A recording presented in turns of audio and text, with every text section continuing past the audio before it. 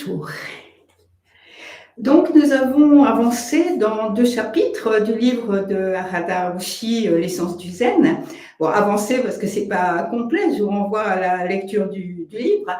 Mais pour terminer ce mois, du coup, j'ai choisi de passer par deux textes très différents, mais qui me semblent illustrent ce dont nous avons parlé au cours des mois passés.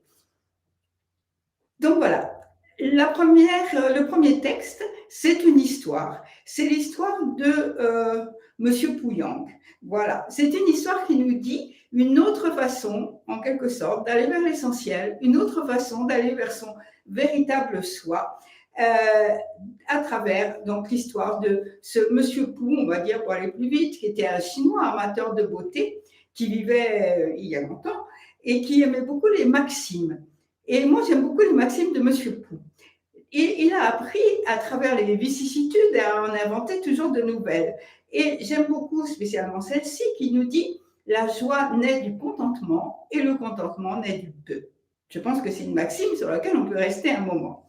Mais la suite des jours lui démontra, à sa grande surprise, qu'il y avait toujours de nouvelles choses à apprendre et de nouvelles choses à perdre. Et ça, c'est pourquoi ça s'appelle « Perdre pour aller vers l'essentiel ». Monsieur Pou, donc. Monsieur Pou était un homme riche et heureux. Il passait des journées tranquilles à contempler ses trésors, à caresser ses vases, à boire à petites gorgées du thé parfumé dans des tasses à la transparence de glacier. Et il était aussi généreux qu'il était riche. Et quand ses amis venaient le voir, il repartait qui avec un bijou, qui avec une calligraphie, une gravure. Et il avait coutume de dire, et ça c'était sa première maxime, et je la trouve tout à fait extraordinaire, les objets ne nous appartiennent vraiment qu'au moment où nous les donnons. Nous en séparer nous en rend vraiment propriétaires. Comme quoi M. Pou déjà maniait le paradoxe. Les objets ne nous appartiennent vraiment qu'au moment où nous les donnons. Monsieur Pou était un homme paisible, et c'est pourquoi, au début, il ne s'inquiéta pas quand il entendit parler de livres brûlés et de collections brisées. Il pensait que personne ne peut vivre sans beauté. C'était là une autre de ses maximes favorites. Il se sentait protégé par cette certitude jusqu'au soir. Jusqu'au soir où, porte défoncée à coups de botte, ils entrèrent chez lui, le tirèrent de son fauteuil par les cheveux et mirent à sac la maison. Piétiner le tendre jade, écraser le céladon couleur de nuage, déchirer les paysages de brume et d'eau, tout fut consciencieusement réduit en miettes ou en échardes.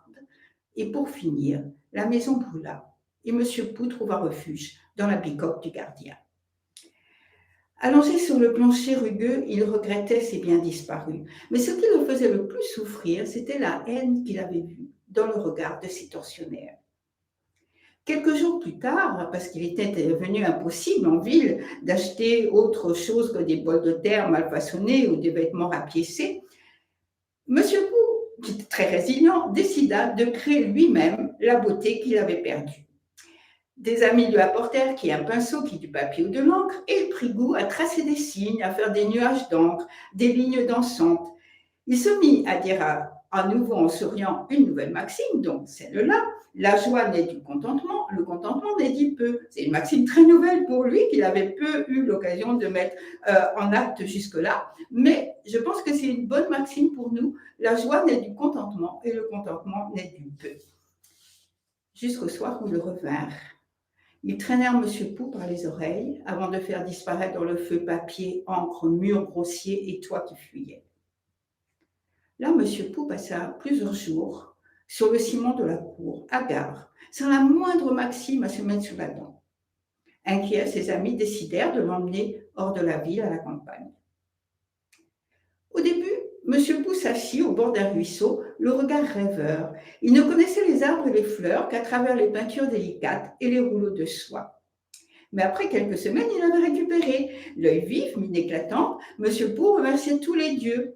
Il avait découvert la brume au parfum plus léger que l'encens, l'éclat du soleil plus brillant que l'or, la caresse du vent qui fait onduler les herbes, mieux que les traits du plus subtil des calligraphes.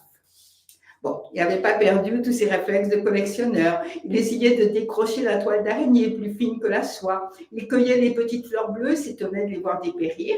Il voulait garder la rivière dans ses mains closes. Mais il apprenait, il délaissa les maximes, et petit à petit, le vert de la prairie emplissait son corps. Il n'était nul besoin de musique, puisque le vent dans les pins chantait dans sa tête. Et lorsqu'ils revinrent pour la 3e fois, lorsqu'ils revinrent, ils eurent beau chercher partout, ils furent incapables de voir Monsieur Pou. Il n'y avait plus que le grand ciel bleu et toute la beauté du monde. Voilà, peut-être pourrons-nous, par notre propre chemin, découvrir ce que M. Pouyang, un jour d'été, a découvert, dans la beauté du monde.